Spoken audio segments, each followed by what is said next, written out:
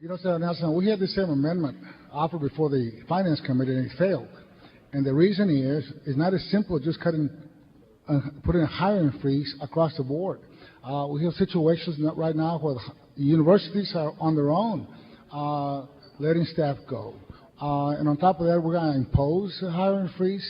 I mean, we are taking away the flexibility. Many times there may be vacancies that they will not fill, but there may be another area where they have an urgent need for a certain type of employee, and by this amendment, you are tying their hands and not giving them the flexibility.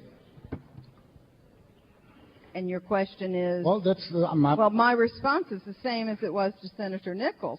If it's an emergency situation, we certainly will allow the agency head to make, if they can't move somebody over and fill that spot, then yes, we will allow them to create a new position. The point being that we need to have the funds to do the things that are our number one responsibilities, and that's educating our children and taking care of those who need our help. And we're looking for revenue to do that, and we believe, in fact, I am told that Texas has more full-time equivalent state employee positions per capita than large states like California, Florida, Illinois, and I just think that for the next 2 years, when we're looking for revenue to do the things that we have to do, we enact this legislation. Well, let me tell you, I disagree. And one of the things that's happening is that this also includes science health centers, higher education. Right. And they have doctors, they have instructors. Mm-hmm. Now, how do you define an emergency? You know, well, and I would leave that up to the agency head, but if you remember, there were some discussions in the Finance Committee about one of our health and health science center directors making $902,000 a year. If that is a position that is so important, I would suggest that they look at some of those salaries and hire some of those people that are so important for them to have. Well, you know, I think that the issue with our employees working for higher education and our health science centers are more complicated than that. This is a very simple solution to a complicated issue in terms of the needs that higher education needs.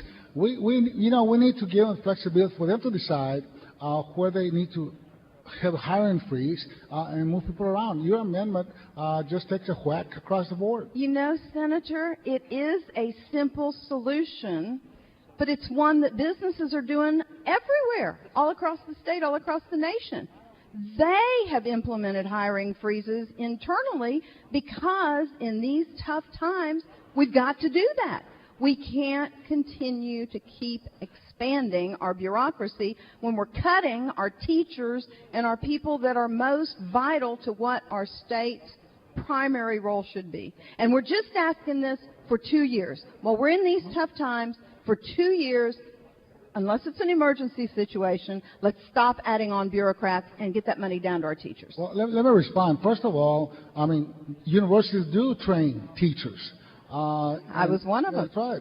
And the other one is, you made the comment about the private sector. Well, let me tell you, the private sector is there to make a profit. Okay? We don't make a profit. The state doesn't make a profit by taking care of the poor, the disabled, and the powerless. Certainly they don't make a profit by teaching doctors and teaching students. So I don't think that's a good analogy. There's a different responsibility. You believe that there is a shortage of professors who teach teachers? Is there a shortage of that? You know, I don't have any issues in terms of business making a profit. We're a capitalist system. But our universities are not. Our health science centers are not. They have a very different mission than a private sector business. And I agree with Senator Duncan. With all due respect, I don't think you're going to offer this amendment. Now we're in a situation that it will damage the bill. I appreciate your position.